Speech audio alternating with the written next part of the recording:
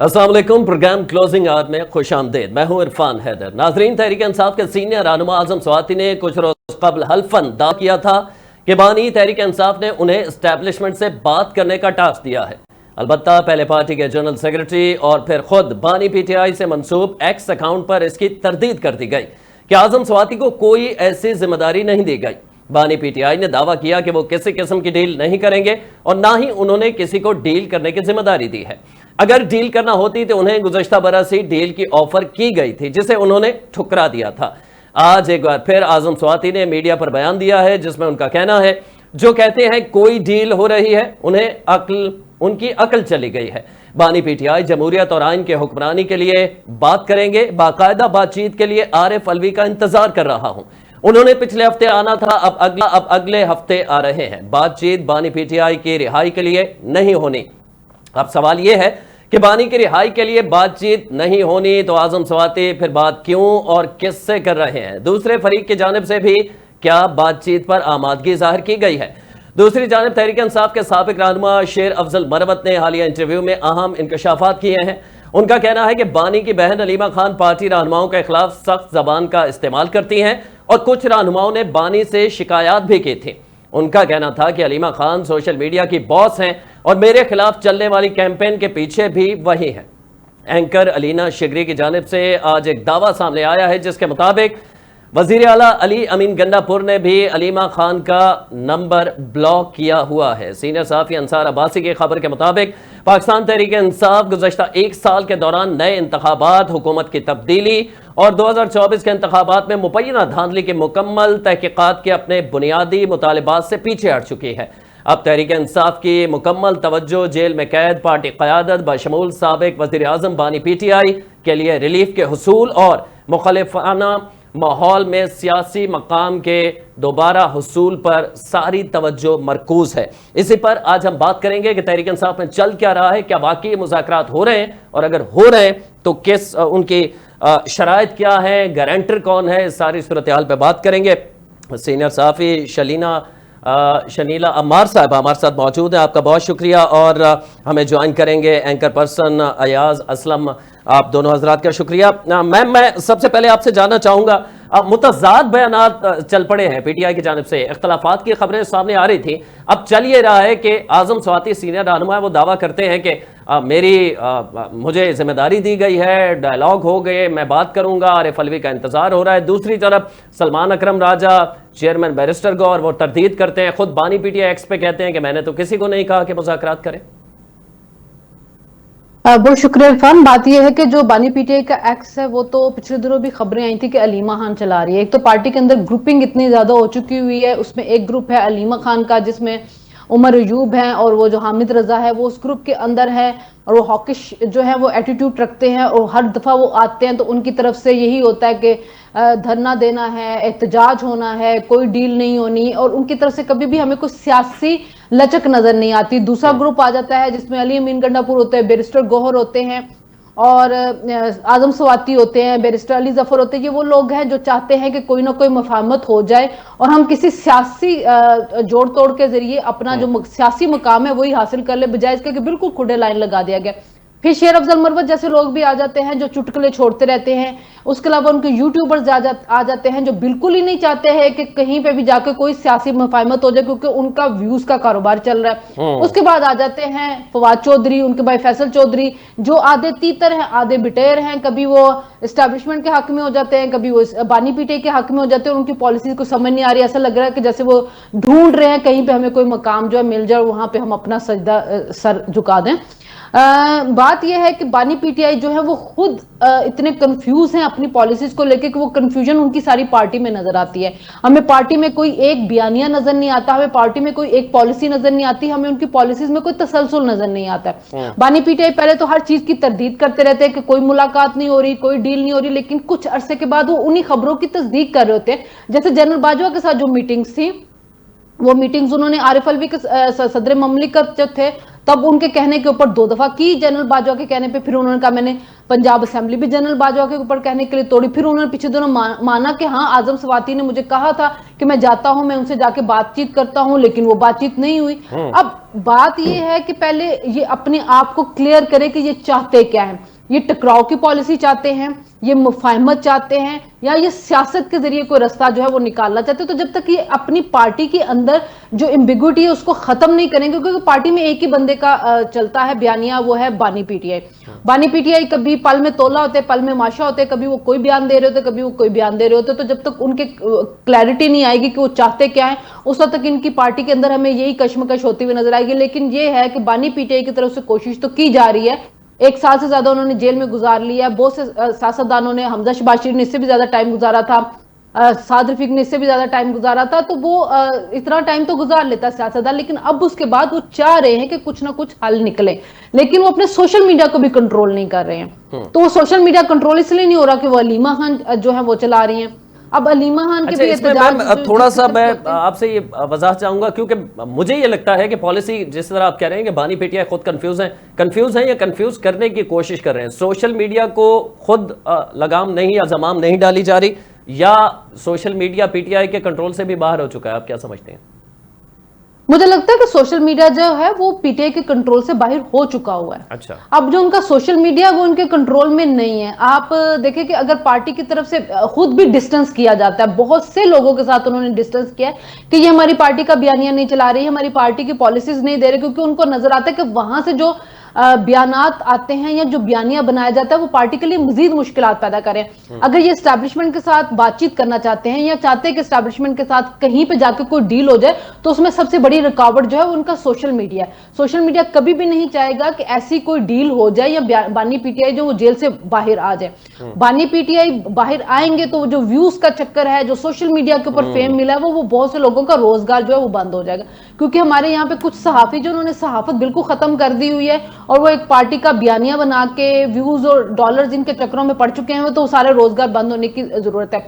मेरा अपना जो जाती ख्याल है कि बानी पीटीआई को अब सियासी मैच्योरिटी दिखानी होगी, उनको सियासी लोगों के साथ आके बैठना होगा, एस्टैब्लिशमेंट से बात करनी है, एस्टैब्लिशमेंट के अलावा किसी से बात नहीं करनी है, उससे निकलें।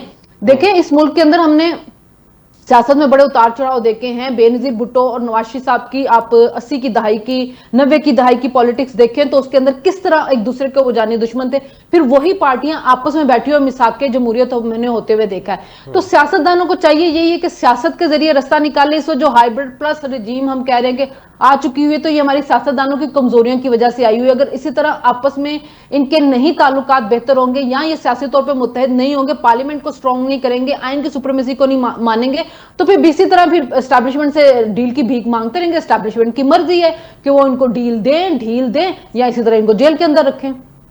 ठीक है, अयाज असलम एंकर पर्सन हमारे साथ मौजूद है।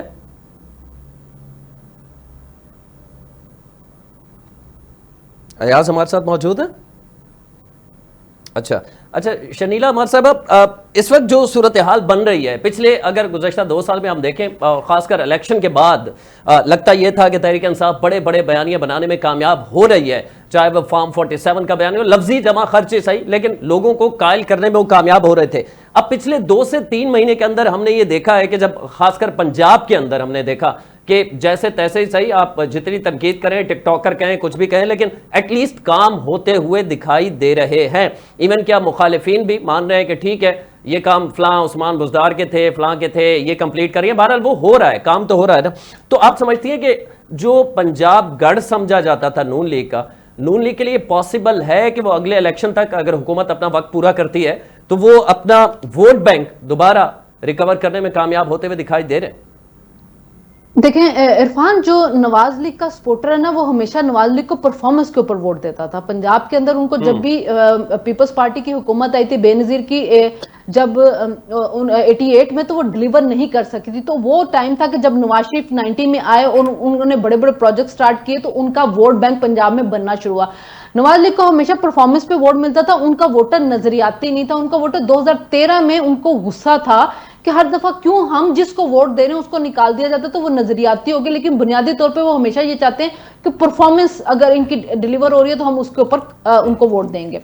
अभी जिस तरह अगर आप शहबाज शरीफ को देखें, आपको जो भी आपने तनकीद करनी करे, लेकिन आपको उनको क्रेडिट देना पड़ेगा कि उन्होंने एक साल गुजार के मुल्क की मैशत को मुस्तहकम किया है।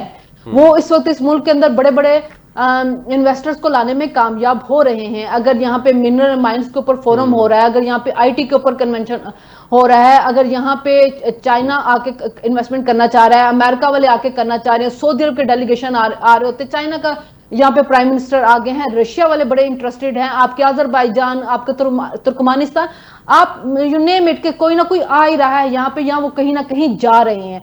तो उन्होंने जो मैशत है उसको मुस्तहकम कर दिया, आपका इंटरेस्ट रेट कम हो गया, आपकी महंगाई कम हो गई, बिजली की कीमतें उन्होंने जो है वो कम कर दी। तो जो डिफॉल्ट का एक बयानिया था वो तो खत्म होता हुआ नजर आ रहा है। अगर आप पंजाब की तरफ जाएं तो मरियम नवाज हर रोज एक किसी ना किसी प्रोजेक्ट का इफ्तिताह कर रही है, और उनके तमाम जो प्रोजेक्ट होते हैं वो यूथ सेंट्रिक है, कि अगर वो वहां पे आईटी यूनिवर्सिटी बना रही है, अगर इन्वायरमेंट की फोर्स बनाई है तो उसमें भी यूथ को जो है वो जॉब्स मिल रही हैं, अगर वो स्कॉलरशिप दे रही हैं, वो ये लैपटॉप दे रही हैं, या वो पिंक गर्ल्स के लिए स्कूटीज लेके आ रही है, तो वो तमाम चीजें हैं जिसके जरिए वो यूथ को इंगेज कर रही हैं। तो आपका इस वक्त 60% के करीब यहाँ पे यूथ बल्ज है जिसको आपने एंगेज करना है, क्योंकि आपका वोटर वो आने वाला है। तो अगर आप चाहे टिकटॉक का कहें या फेसबुक का कहें, तो देखें इरफान है ही सोशल मीडिया का दौर। बानी पीटीआई ने अपना बयानिया सोशल मीडिया के जरिए बनाया है। अगर ग्राउंड के ऊपर उनकी कुछ रियलिटी होती तो हमें कहीं ना कहीं उनके लिए एहतजाज होते हुए नजर आते। उन्होंने जितने भी एहतजाज किए, आपको सिर्फ खैबर पख्तूनख्वा से लोग आते हुए नजर आए, जो कि जाहिर है वहां पे अमीन गंडापुर की गवर्नमेंट थी, उनके पास तमाम वसाइल थे, वो वहां से क्राउड ला सकते थे, लेकिन वो क्राउड ग्राउंड के ऊपर आके कुछ भी नहीं कर सकते। तो 3 सूबों से हमें लोग निकलते हुए नजर नहीं आए हैं। तो जो सोशल मीडिया वाला बयान था वो ग्राउंड पे नजर नहीं आता। 1 साल से ज्यादा हो चुका है, बानी पीटीआई जेल के अंदर है। उन्होंने कहा कि ओवरसीज पाकिस्तानी रेमिटेंस मत भेजे, लेकिन मार्च के अंदर रिकॉर्ड पहली दफा $4.1 बिलियन जो है वो रेमिटेंस में आए हैं, और उसके बाद और बयानियां बनाने की कोशिश की गई। मैं अयाज असलम हमें एंकर पर्सन ज्वाइन कर चुके हैं, उनसे बात करना चाहूंगा। अयाज, आप भी यही समझते हैं कि सोशल मीडिया के ऊपर जो तहरीक इंसाफ समझा जाता है कि उसका सबसे स्ट्रॉन्ग बयानिया होता है, अपना कुछ भी जो है बयानिया वो बेचा जा सकता है और उसे धड़ धड़ खरीदा भी जाता है, हम ये भी देखते हैं। तो सोशल मीडिया का बयानिया और ग्राउंड रियलिटीज में फर्क है, या हम यही समझें कि जो सोशल मीडिया पे हो रहा है तहरीक इंसाफ उसी तरह पॉपुलर है, और तहरीक इंसाफ ही जब भी इलेक्शन फेयर, जो वो कहते हैं कि ये फॉर्म 47 की हुकूमत है, हम तो इसे नहीं मानते, जब भी फेयर इलेक्शन होगा तो तहरीक इंसाफ ही है, इसके अलावा कुछ नहीं है। बहुत शुक्रिया इरफान। अच्छा, एक चीज अभी शनीला जिस तरह बात कर रही थी, मैं कुछ बातें ऐसी हैं जिनसे बिल्कुल मुत्तफिक हूं जिस तरह शनीला ने फरमाया। और जहां तक बात है, देखिए सोशल मीडिया के बयानिए की, तो एक दौर था जब इस जवाब को कहा ही सोशल मीडिया की पैदावार कहा जाता था, और ये जिन दिनों में खान साहब की हुकूमत थी, हम इससे सोशल मीडिया की पावर से देखे कतई नजर नहीं कर सकते हैं, इसमें कोई दो राय नहीं है कि सोशल मीडिया का जितना इस्तेमाल पीटीआई ने किया, कोई भी सियासी जमात उससे पहले इसको उस तरह इस्तेमाल नहीं कर सकी है जिस तरीके से इसको पीटीआई ने इस्तेमाल किया। और पीटीआई ने सोशल मीडिया के जरिए ही इस्तेमाल करते हुए पाकिस्तान का जितना नौजवान है, मैं कहूंगा उनके अंदर जो उन्होंने एक सोच भरी है, अब उस सोच को आप देखिए, वो सोच क्या थी। पाकिस्तान से नफरत की सोच भरी उन्होंने हमारे नौजवानों के अंदर, उन्होंने हमारे फौज के खिलाफ नफरत भर दी, हमारे इदारों के खिलाफ नफरत भर दी। और जिस तरह अभी शनीला भी कह रही थी कि बहुत से खान साहब ने जेल में रहते हुए जनाब इस तरह की कॉल दी जिनको लोगों ने रिजेक्ट कर दिया। रिसेंट कॉल आप देख लें जिसमें उन्होंने रेमिटेंसेस की बात की थी कि जनाब पाकिस्तानी जो है वो रेमिटेंसेस ना भेजें, हम जो है वो जितने भी लोग वहां बैठे हैं ना भेजें। किसने मानी उनकी बात, मुझे बताइए आप। बल्कि आप देखिए कि फैब के अंदर, मार्च के अंदर रिकॉर्ड रेमिटेंसेस पाकिस्तान की तारीख की जो है वो भिजवाई गई है पाकिस्तान के अंदर, और बाकायदा ओवरसीज को इसके हवाले से मौजूदा गवर्नमेंट ने प्रिविलेज किया है। उनके लिए आप देखिए बाकायदा कॉन्फ्रेंस का इनेकाद किया गया, पहली ओवरसीज कॉन्फ्रेंस पाकिस्तान के अंदर जो है उसको मुनक्किद किया गया, और इसका मकसद भी बुनियादी तौर पर यही था कि किसी न किसी अंदाज से अपने ओवरसीज पाकिस्तानियों को जो है वो एक्नॉलेज किया जाए। फिर जहां तक बात है खान साहब की इस जमात के हवाले से, आप देखिए मैं एक चीज जरूर कहूंगा कि जिस तरीके से खान साहब शायद ये सोच रहे थे कि वो जेल में जाएंगे, तो जेल में जाने के बाद जिस तरह तुर्की में हुआ था कि जनाब तुर्किया वालों ने जो है वो पकड़ के जैसे ही उन्होंने टैंक बाहर निकाले, फौज ने करने की कोशिश की, तो उस वक्त साथ ही हमने देखा कि लोग बाहर निकल आए। तो शायद खान साहब इस गलतफहमी का शिकार थे कि उनको जब पकड़ लिया जाएगा तो लोग इस तरीके से जो है वो रिएक्ट करेंगे। तो हमारे इदारे इसको पहले से इंटरसेप्ट कर चुके थे कि बुनियादी तौर पर आप देखिए, आपको याद होगा 9 मई का वाकया, इससे पहले एक मरतबा इदारों ने जो पीटीआई कर सकती थी वो जज कर लिया था, वो इंटरसेप्ट कर लिया था कि ये मैक्सिमम किस हद तक जा सकते हैं। उसके बाद 9 मई के वाकये के अंदर आप देखिए बाकायदा तौर पर ये पूरी प्लानिंग के साथ पीटीआई ने इसको किया। खुद पीटीआई की अपनी जमात के लोग इस बात को तस्लीम करने लग गए हैं। कितनी उनकी ऑडियोज जो है हमारे सामने आ गई हैं, कितने उनके मैसेजेस हमारे सामने जो है वो आए हैं, जिसके अंदर बाकायदा तौर पर ये पता लगता है कि इस जमात, ये बुनियादी तौर पर ये जमात जो है ये पाकिस्तान को तोड़ने के लिए इस्तेमाल की जा रही थी। अब जो काम जो है वो दुश्मन बाहर बैठा नहीं कर सका, वो जो है वो अंदर बैठ के कर रहा है। आपने सोशल मीडिया को इस्तेमाल किया, जिसमें कोई दो राय नहीं है, लेकिन अब मैं एक चीज जरूर कहूंगा कि अभी जब हम 2025 में बैठे हैं तो जो पॉपुलैरिटी इनकी किसी दौर में थी या खान साहब के दौर में थी, अब वो नहीं रही है। वो कम जरूर हुई है, लेकिन अगर हम ये कहें कि खत्म हो गई है तो मेरे ख्याल में ये भी गलत होगा। ठीक है शनीला साहब, अब आपसे जानना चाहूंगा फिर पीटीआई इस वक्त जो आपस में धड़ेबंदी आपने भी निशानदेही की चल रहा है, शेर अफजल मरवत हो, वो फवाद चौधरी साहब हो, वो उनके भाई हो, अब पीटीआई चला कौन रहा है? हर बंदा ये समझता है, हर धड़ा ये समझता है कि वो सबसे ज्यादा स्ट्रांग है और वही जो है करता धरता है सब कुछ। क्या बानी पीटीआई जो कहते हैं वही हो रहा है, या अलीमा खान साहिबा, बुशरा बीबी अब चूंकि वो जेल में है, इसके अलावा अली अमीन गंडापुर साहब या बैरिस्टर गौहर या सलमान अकरम राजा, किसकी चल रही है पार्टी के अंदर? देखिए, पार्टी के अंदर चल किसी की भी नहीं रही है। ये पार्टी बस अल्लाह तवक्कल चल रही है और अब वो पार्टी रही भी नहीं है। बात सिर्फ इतनी है, देखिए जब पार्टी की कोई तंजीम साजी नहीं होती और आप पार्टी के अंदर कोई जेन्युइन क़यादत किसी को आने नहीं दे रहे होते और एक बंदा समझता है कि सिर्फ मैं ही पार्टी के अंदर रहूंगा और मेरे नीचे कोई क़यादत उभर के सामने नहीं आएगी, तो फिर पार्टी का वही हाल होता है जो हम इस वक्त पीटीआई का देख रहे हैं। पीटीआई के अंदर प्रॉब्लम यह है कि जो बंदा भी सोशल मीडिया के ऊपर पॉपुलर होता है वो अपने आप को लीडर समझना शुरू कर देता है। अगर आप देखें तो सनम जावेद के फॉलोअर है तो वो भी डिक्टेट करवा रही होती है कि पार्टी की पॉलिसीज इस तरह से होनी चाहिए। उसके बाद जो कुछ सहाफी हैं जो पीटीआई का बयानिया लेके चलते हैं, वो अगर पॉपुलर हैं तो वो अपनी पॉलिसीज जो है वो इनके ऊपर नाफिज कर रहे थे कि नहीं पार्टी को इस तरह से चलना चाहिए। तो जब हर बंदा जो है वो थोड़ी सी पॉपुलैरिटी के साथ लीडर बन जाए और अपनी पॉलिसीज देना शुरू कर दे तो फिर पार्टी के अंदर कुछ भी नहीं हो रहा होता। तो यहाँ पे तो ग्रुपिंग इतनी, मैंने शुरू में आपको 4-5 ग्रुप गिनवा दिए कि वो ग्रुप जो है वो इस तरह से चल रहे हैं। इशू ये है कि जब तक खान साहब खुद नहीं इस कंफ्यूजन को क्लियर करेंगे, कुछ लोगों के इख्तियार नहीं देंगे, उस वक्त तक पार्टी के साथ यही सब कुछ होता रहेगा। खान साहब को चाहिए ये कि थोड़ी सियासी मेजोरिटी दिखा के जो सेन वाइसेस हैं उनको कुछ इख्तियारात दें, उनको कहें कि आप जाएं, जाके मुज़ाकरात करें, आप पार्टी के लिए पार्टी को मजबूत करें, पार्टी की कोई तंजीम साजी करें, तो फिर उसके बाद जो है वो कुछ मामला बेहतर होंगे। जब आप सिर्फ उसको सोशल मीडिया की पार्टी बना के रख देना है और कहना है कि हम सोशल मीडिया के ऊपर बड़े पॉपुलर हैं तो हमारी पार्टी जो चल रही है, इस तरह से नहीं होता। देखिए जो भी अयाज ने बात की वो बिल्कुल ठीक है कि हम ये कह दें कि उनकी पॉपुलैरिटी खत्म होगी, ऐसा भी बिल्कुल नहीं। उनका वोटर सपोर्टर उनका मौजूद है, लेकिन अगर नवाज लीग को डेंट पड़ा है 2024 के इलेक्शन में तो उसकी वजह PDM-1 की गवर्नमेंट थी कि क्योंकि उनका वो वोटर जो परफॉर्मेंस पे उनको वोट देता था, जब बहुत ज्यादा मैं शनीला मार साहब आखिर में आपसे जानना चाहूंगा कि इस वक्त रियासत या हुकूमत, मैं दोनों लफ्ज इस्तेमाल कर रहा हूं, क्या उनको किसी किस्म का कोई प्रॉब्लम है कि वो डील करे पीटीआई से, या वो कहते हैं कि सत्ते खैरान है, चाहे वो जेल में रहें कहीं रहें, हमने बातचीत नहीं भी करनी, हमसे ना करें, कोई हमें फर्क नहीं पड़ता? आप समझते हैं हुकूमत को फर्क पड़ेगा बातचीत करने से या नहीं? कोई फायदा हो सकता है हुकूमत को? देखिए, हुकूमत को फर्क पड़ता अगर 26 नवंबर वाली कॉल उनकी सक्सेसफुल हो जाती या ओवरसीज उनकी कॉल को मान लेते। हुकूमत 1 साल गुजार चुकी है, इकोनॉमी को बेहतर कर चुकी है, उनको अब खतरा नहीं। उनका खतरा जो पीपल्स पार्टी की तरफ है कि अगर वो इक्तदार से कभी निकलेंगे तो फिर उनकी हुकूमत का मसला हो सकता है। इस्टेब्लिशमेंट को जो शुरू में तनकीद थी, जो इस्टेब्लिशमेंट के साथ शुरू में जो बयानिया बन रहा था, उन्होंने उस पर काफी हद तक उन्होंने भी काबू पा लिया है और वो भी अपनी एक पॉलिसी लेके चल रहे हैं। तो मुझे रियासत और हुकूमत को एज सच कोई खतरा नजर नहीं आ रहा कि वो बानी पीटीआई की तरफ जाएं। अब डील करना या मुफाहमत करना बानी पीटीआई की मजबूरी बन चुकी है, अब हुकूमत की मजबूरी नजर नहीं आ रही है। आप भी अयाज यही समझते हैं कि अब बानी पीटीआई या तहरीक इंसाफ की मजबूरी बन चुकी है कि वो रियासत से बात करें या हुकूमत से बात करें? हुकूमत या रियासत को अब किसी किस्म की कोई फिक्र नहीं है, वो इस पोजीशन में आ गए हैं, संभाल लिया उन्होंने मामला को। आप भी यही समझते हैं? मेरा ख्याल है बिल्कुल सही कहा है। मैं शरीना की बात को सेकंड करूंगा। इस वक्त देखिए, आप एक चीज का आपको माननी पड़ेगी इरफान, और वो ये है कि आप इदारों से बात किए बगैर हुकूमत में नहीं रह सकते हैं। ये बात आप इस चीज को तस्लीम करें या ना करें, लेकिन ये रियलिटी है। पाकिस्तान के अंदर अगर आपने रहना है, आपने हुकूमत करनी है, तो आपको इन चीजों के साथ चलना पड़ेगा।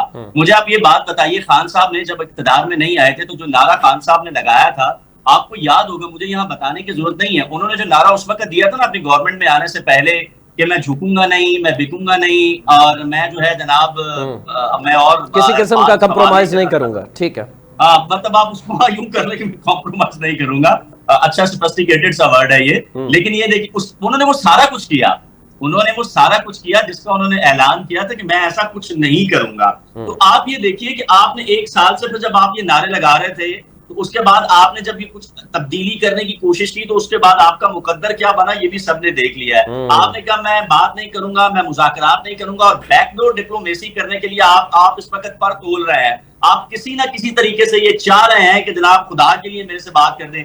ये जो पीटीआई के हमारे दोस्त जो हैं, ये आके बातें करते हैं ना कि जनाब नहीं खान साहब तो कुछ भी नहीं, वो तो जब तक चाहेंगे वो जेल में रहेंगे, वो बैकडोर डिप्लोमेसी नहीं चाहते, वो बात नहीं करते। मैं समझता हूँ ये सरासर गलत है।